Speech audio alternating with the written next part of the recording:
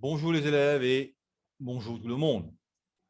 Et c'est une nouvelle vidéo pour le playlist schéma T3 et c'est la 7e leçon sur le chapitre de graphe 7. Et dans sa vidéo là, dans sa leçon là, je vais traiter les macro-étapes. Les macro-étapes, c'est une façon de simplifier un graphe 7 compliqué. Et nous avons plusieurs façons de simplifier un graphe 7 compliqué. Et une cette façon-là, c'est les macro-étapes. Simplification par les macro-étapes. Nous avons aussi la méthode d'encapsulation et nous avons la méthode de découpage en tâches. Et encapsulation, nous ne pouvons pas traiter dans sa cours-là, mais découpage par tâche, je vous traiter dans une autre vidéo. Et pour le moment, je vous traite les macro-étapes. Et je partage mon écran.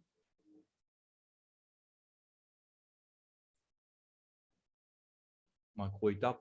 Bon, bien sûr, moi, l'information saute depuis Mémotech. Et voilà, ça veut dire les macro-étapes, c'est ça le symbole d'une macro-étape. Et il y a une représentation unique d'une partie détaillée de graphe 7 appelée expansion de la macro-étape. Bon, ça c'est le symbole de macro-étape. Là-haut, c'est le symbole d'une étape encapsulante et c'est ça, mon Dieu, sa partie-là, nous pas pour traiter dans un cours là. Mais il est important aussi, et peut-être dans un cours plus avancé, ben, BTS, brevet de technicien supérieur, ben, on traite ça. Mais nous, au lycée Polytechnique, nous ne pas pour traiter ça. Il n'y a pas tombe dans nos syllabus. OK? Et maintenant, et je parle le mot document. Et bien sûr, c'est un document de 5 pages,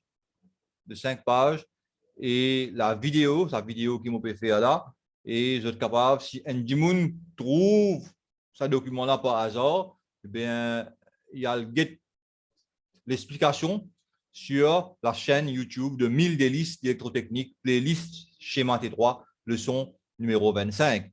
Et la source avec S, non, mais c'est la source d'information. La seule source d'information, c'est Mémotech électrotechnique. Et même l'exemple qui me vous prend, l'exemple qui me prend dans la leçon numéro 22, et moi, je pensais que l'origine, c'était le site Cause Elect, mais non, c'est toujours Mémotech. Et si mon get là-dedans,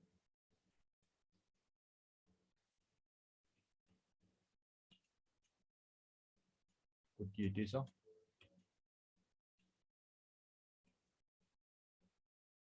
Voilà. C'est ça, le numéro-là, exemple, 2 heures, malaxeur automatique. Et ça, le numéro-là, qui s'en il prend, et moi, je pensais que c'est l'origine, c'est Core Select, mais non, c'est toujours Mémotech. Et bon, bien sûr, on rétablit, on fait en couleur, etc. Voilà. Et maintenant, les macro-étapes. Qu'était ça? Et on a ma note, ça. Et première remarque qu'il me fait, c'est afin de ne pas surcharger le graphe 7 principal, par les détails de fonctionnement, on utilise des étapes de synthèse appelées macro-étapes. C'est-à-dire que les macro-étapes, il est là pour simplifier un graphe 7 compliqué. OK? Pour permettre la visibilité et la compréhension d'un système compliqué. Et par exemple, là, on a une macro-étape, là.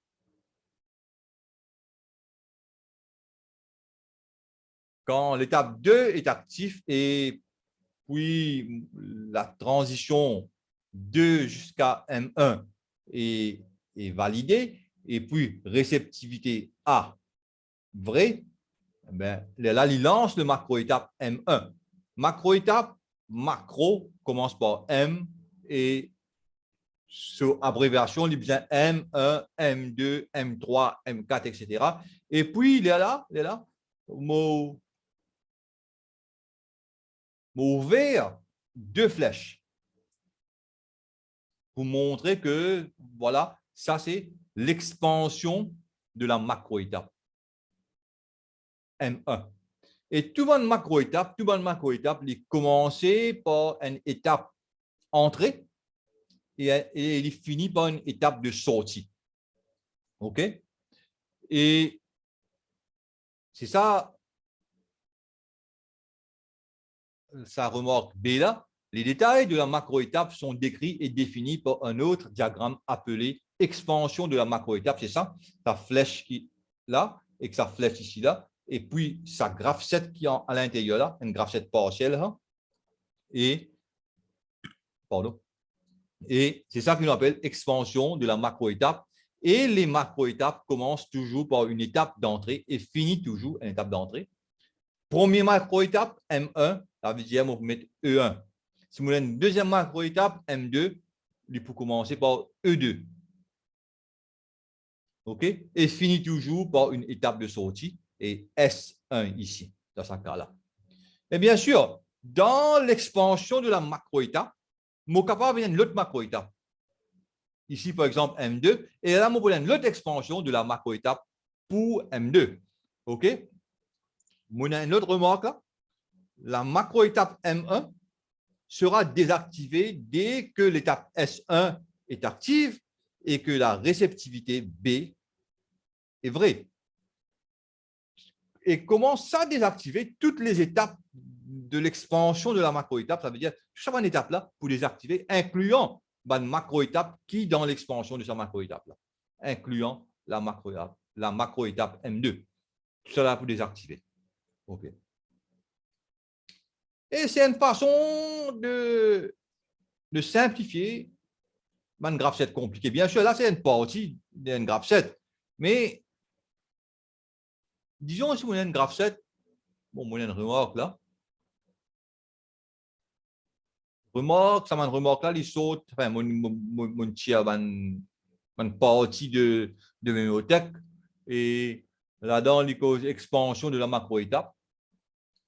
L'expansion d'une macro-étape M, astérique là, bien sûr, nous en remplace par N, 2, 3, 4, 5, on chiffre ça, est une partie de graphette munie d'une étape d'entrée et d'une étape de sortie. C'est ce qu'il nous dit.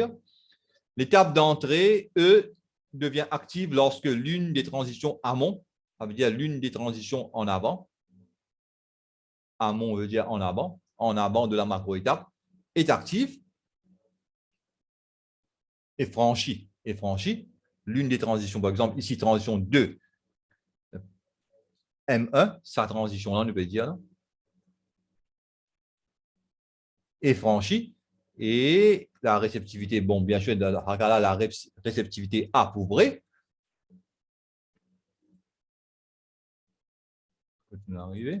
Et là où les transitions aval, ça veut dire après, B de la macro-étape, ça veut dire M1 pour aller à 3, ne sont validées que lorsque l'étape S1 est active. Vous manquez une affaire, là, une disparaît, comment côté était.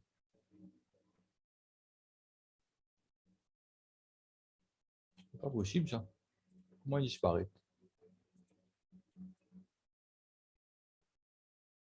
Moi, je supposais la ligne là. OK. OK, il a.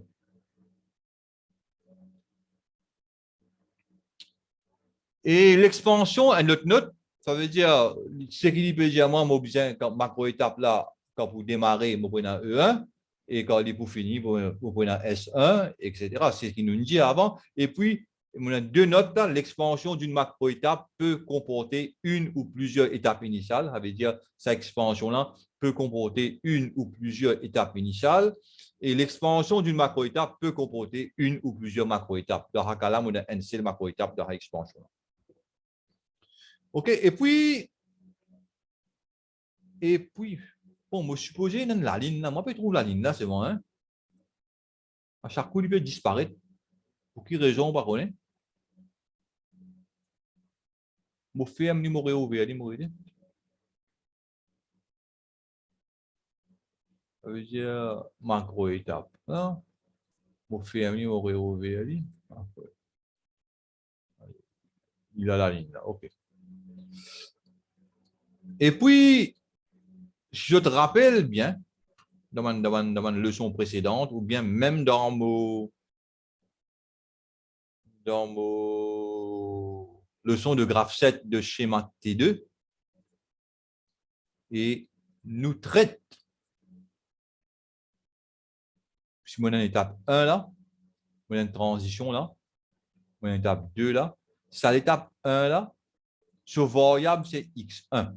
Par exemple, si on n'a pas tant une temporisation T1, on peut dire T1, x1 et nombre de secondes, et par exemple 30 secondes. Et ça, x1 là, veut dire, mon reste de l'étape 1 pendant, ici, pendant 30 secondes. Ça, l'expression là veut dire, mon reste de l'étape 1 pendant 30 secondes. Et bien sûr, pour le macro-étape,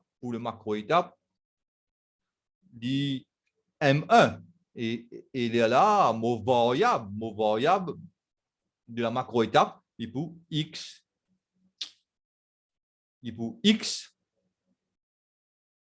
M1. OK. Variable de la macro-étape. Et si moi, vous faites un travail, une temporisation, ou ça, et moi, service ça comme une réceptivité, et moi, besoin service à variable, pas x1, mais xm1. OK? J'espère que je bien comprendre ça. Et puis, maintenant, moi, loin de l'exemple. Bon, bien sûr, ça, l'exemple là, nous, tu déjà traité dans le leçon 22. Je traite ça, l'exemple-là, pour expliquer les séquences simultanées. Les séquences simultanées. Et bon, je vais expliquer parce que peut-être il y a des gens qui viennent dans le cours, au milieu, ici, là, mais seulement, c'est à déconseiller pour un cours, pour une vidéo. Et si j'ai envie de comprendre le graphe 7, et je commence défi et partie 1 jusqu'à l'infini, ok? Je rentre au milieu des cours, dit pas trop bon, surtout si je ne pas connais le graphe 7. Et là, bon, on expliquait maintenant un malaxeur N, voilà, il a, reçoit, c'est ça, hein? C'est ça, malaxeur N, là, il y a une pale là qui peut tourner par un moteur MR, reçoit des produits A et B pesés par sa balance là, par la bascule C, il appelle ça bascule C, et des briquettes solubles, ça veut dire moi j'ai un tapis d'aménage là, moi un moteur qui peut tourner ce tapis là, et il peut compter une briquette qui peut tomber, des briquettes solubles amenées une par un tapis d'aménage T, ce tapis là on appelle ça T.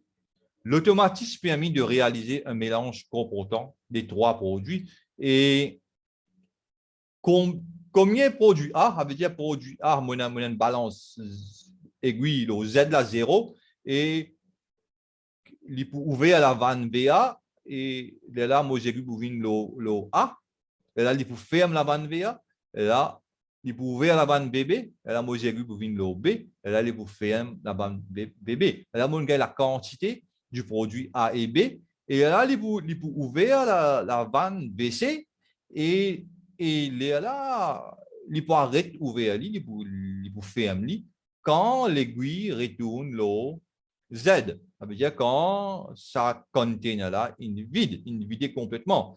Et en même temps, il amène 15 briquettes. Et ça 15 briquettes-là, il mesure 15 par ce détecteur de passage-là. OK? À chaque fois, une briquette peut tomber, il peut créer une impulsion.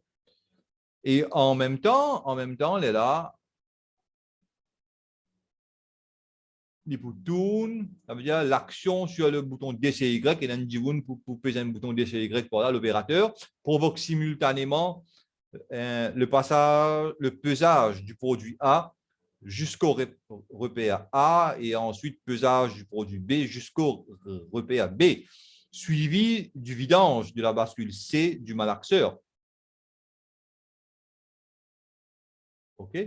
Suivi du vidange de sa bascule là, ça. OK? Après, en même temps, il faut amener l'amenage de 15 briquettes.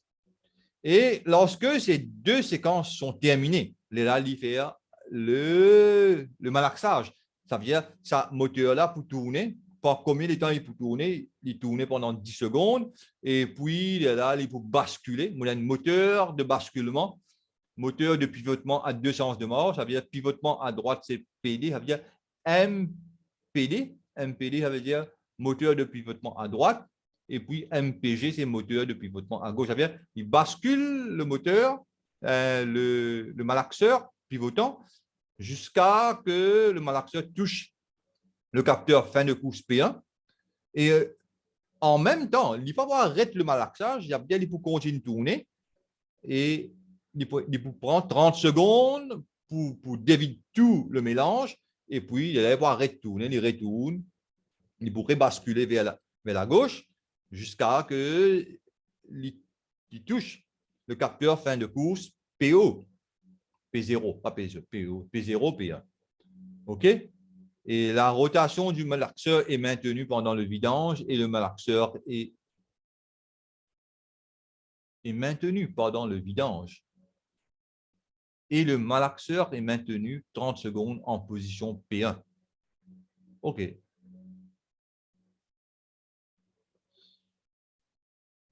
Et là, moi, il y a un problème. Le truc pas bon là. Hein? La rotation du malaxeur est maintenue pendant le basculement, hein, le pivotement, et le malaxeur et la rotation est maintenue 30 secondes en position P1. Ça veut dire, ce qu'il peut dire là, je pourrais écrire à vous autres, bien sûr, je pourrais réécrire à comment bien. Ça veut dire, il peut dire à nous que ce qu'ils m'ont dit à eux, ça veut dire, il faut continuer à faire la rotation pendant le pivotement et il faut continuer à faire la rotation pendant 30 secondes dans la position P1. OK? Ça qu'il peut dire là, et ça truc-là, il n'est pas trop bon. Ça veut dire, beaucoup bizarre sans sa phrase là, parce qu'il y a une confusion. Et puis, pour remplacer, bien sûr, dans le document, dans la leçon 22 aussi, et pour lire la leçon 25 là. À correction, bien sûr, hein? Pour corriger ça, pas un tracas. Le cycle se termine en basculant le malaxeur qui est maintenant vide vers la gauche. OK, puis vous avez un capteur fin de course, détection de bascule, etc. Vous avez une liste des récepteurs et ça veut dire, ça va un capteur là, P0, P1, détecteur D, et maintenant A, B, Z ici, et SEM, tout le monde en a un comme capteur.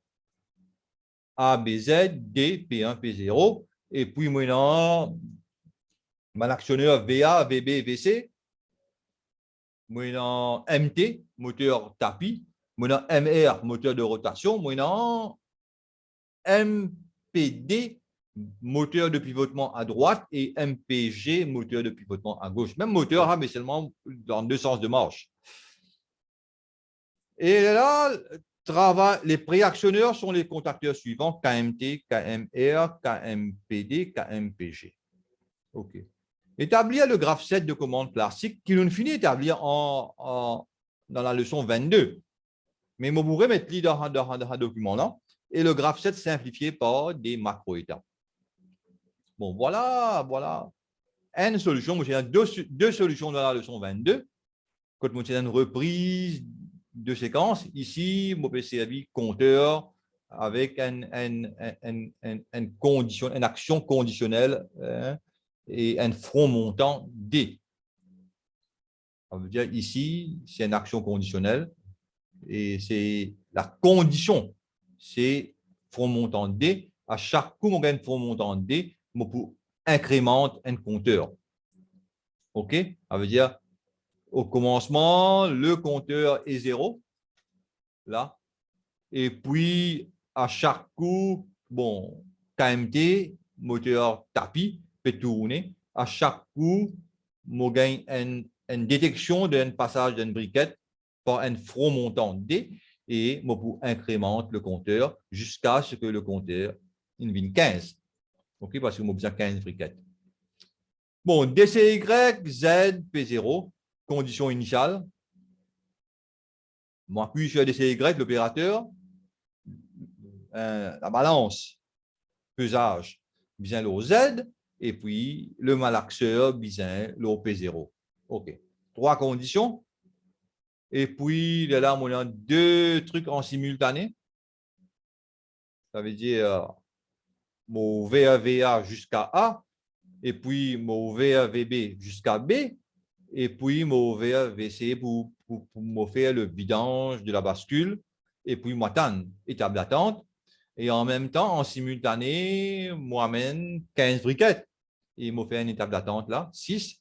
Et quand les 2 étapes finies, et la réceptivité vous une vraie, et là, on fait une rotation des pales, du malaxeur pendant 10 secondes.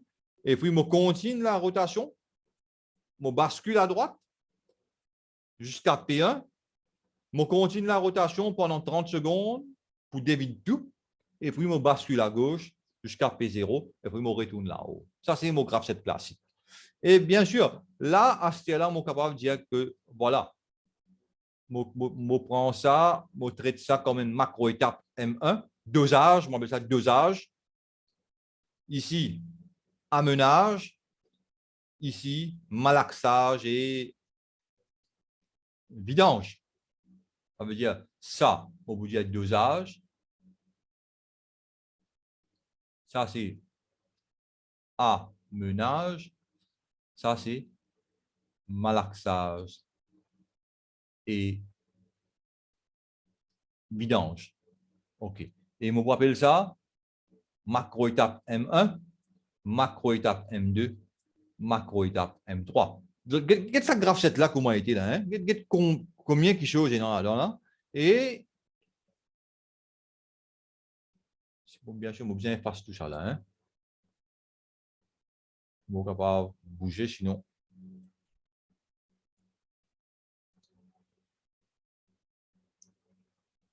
Voilà. Le graphe 7 élimine comme ça. Et le graphe 7 principal, on appelle ça un graphe 7 mètres. Les conditions restent pareilles. Initial 0, compteur, on reset le compteur, remise à 0. Et DCY, ZP0, même condition initiale. Et séquence simultanée, M1, M2, terminé. Et Javier, synchronisation de ça, fin de séquence là. Réceptivité 1, et là, on fait M3, et là, on arrive P0 et on retourne. Et de là, on fait une expansion de la macro-étape M1, dosage. Et je dis à autres que mon objet commence par E1, entrée, et je termine par une sortie. E1, ça veut dire que je peux ouvrir la vanne VA jusqu'à le cap. Et le truc, une coupée, et bon, je connais quand on a arrêté seulement. Mon reportage, mon écran. Et macro-étape, voilà. Et nous arrivons là, et moi, j'ai expliqué que ça, graphe 7 classique-là, on traduit en un graphe 7 simplifié par des macro-étapes, le graphe 7 mètres, et maintenant macro-étape M1, M2 et M3. Et l'expansion de la macro-étape M1, bon, tout le macro-étape vient commencer par un E, dans le cas E1, et terminé par S, dans le cas S1, même affaire ici, E, terminé par S, même affaire ici, E, terminé par S. Bon, bien sûr, moi, je mets ça dotted line, je suis capable de mettre une flèche continue, pas de problème, une ligne continue, pas de problème. Et moi, je mets différentes couleurs, juste pour différencier, mais il y a quand même couleur, ça veut dire quand je t'ai bout de signes, je ne vais pas nécessairement mettre différentes couleurs. OK? Et je fais ça. Et ça vient de sa partie là. Sa partie. Et nous essayons de faire un travail. C'est un travail. Nous comparons les deux dans mon tableau. Ça veut dire là, on coupe ça. On add to current page. M'envoyer ça là. Et je suis au desktop et je coupe ça là.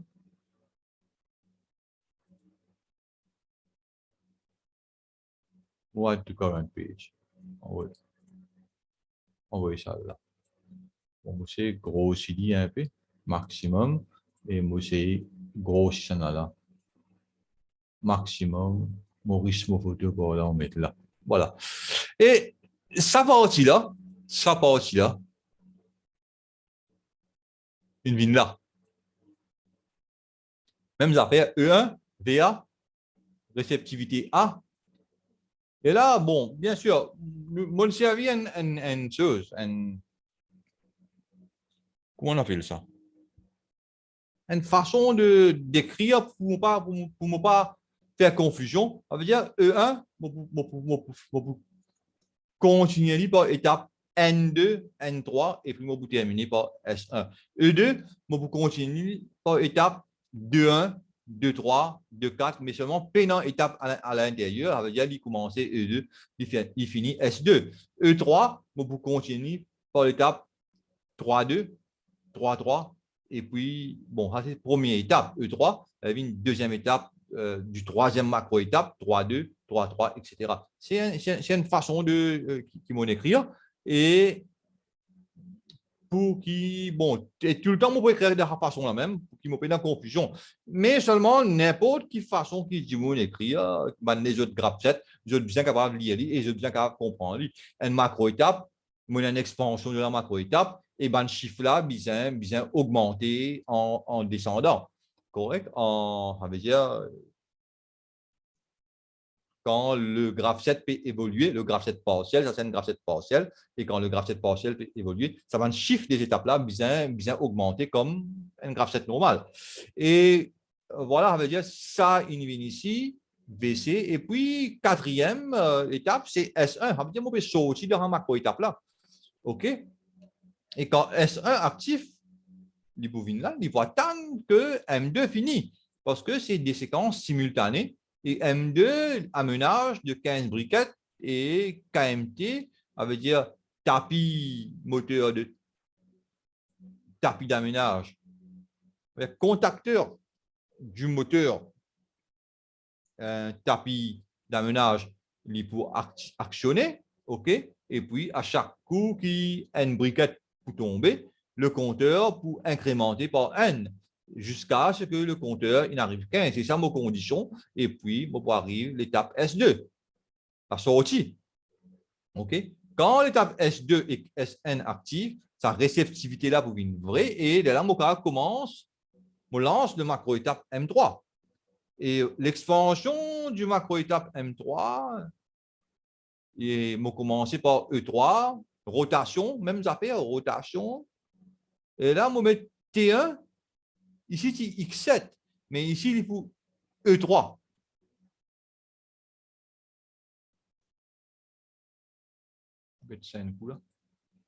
Est-ce qu'il dit bien E3? Oui. Il faut E3, 10 secondes, OK? Et puis, on a 32 kmr. 32 kmr, kmpd. Ici, c'est l'étape 8. Ici, c'est l'étape 32. Le deuxième étape du macro-étape 3. Et puis, on arrive, ça veut dire qu'il basculer, il arrive l'opposition P1. Et là, il vient attendre 30 secondes. Il est là.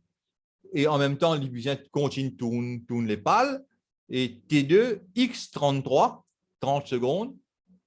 Et là, moi, là, sorti S3, KM, on bascule vers la gauche, KMPG. Et puis, là, il faut basculer jusqu'à qu'il bute avec le capteur fin de course P0. Et puis, là, il retourne dans l'étape 0. Et bon, c'est un graphe 7 assez simple. Parce que n'est pas ça compliqué là, ça graphe 7 là. Hein? Ça graphe 7 ici, là, ça veut dire ça. Il n'est pas ça compliqué là. Et c'est une graphe 7 assez simple qui nous est capable de lire facilement, mais seulement on le met en macro-étape. Mais seulement, sa façon de faire les graph sets, de simplifier les graph sets avec les macro-étapes, il faut plus utile pour un graph set beaucoup plus compliqué. Mais pour l'apprentissage, nous nous servions un graph set assez simple. OK? Et là, maintenant, je retourne vers mon document. OK? Et voilà, nous faisons une récapitulation de ce qu'il nous fait. Un récap. Et nous définissons un macro-étape. OK? Nous définissons que ma macro-étape vient commencer par une étape nommée E et terminée par une étape nommée S. E, une variable, bien sûr, N2, 3, 4, S, N2, 3, 4 a les mêmes. Et variable de macro-étape, c'est XM1, XM2, etc. Si moi, vous servi dit comme une réceptivité ou bien pour une temporisation, nous nous servi une question de mémothèque, le malaxeur, exemple de sortie de mémothèque, et nous faisons deux graph sets. La question, j'ai fait une graph set classique, et puis fait une graph set avec les macro-étapes, et nous divisons ce graph set-là en quatre graph sets. Un graph set mètre, et puis trois graph sets partiels. Et graph set là, nous appelons dosage, amenage et malaxage, vidange. Et nous servons trois macro-étapes, M1, M2, M3, et nous décrivons les autres graph sets là par expansion de la macro-étape M1, M2, M3. Et là, on va arrêter le portage. Bien sûr, le document, pour corriger, et il y a une petite confusion là, ça, la phrase, vous corrige la phrase et puis vous partagez. Et là, on va arrêter le partage, vous stop the share. Bon, bien, il fasse ça l'affaire là. Vous stop the share. Et moi, j'espérais, je ne comprends comment nous simplifier un graph set compliqué par un graph set maître avec les macro-étapes. OK? Et any question, parce que n'importe quelle question, bien sûr, je suis capable de faire un commentaire dans la vidéo des commentaires, ou bien je te contacte, mes élèves, je te contacte moi par WhatsApp, ou bien dans la classe, je te demander. OK?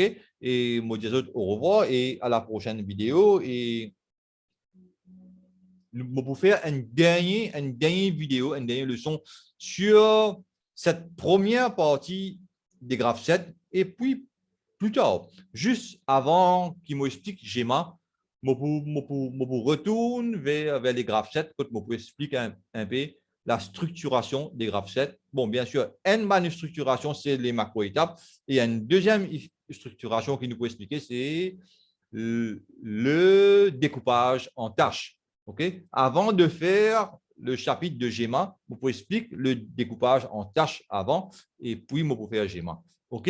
Et moi, je vous dis au revoir et à la prochaine vidéo.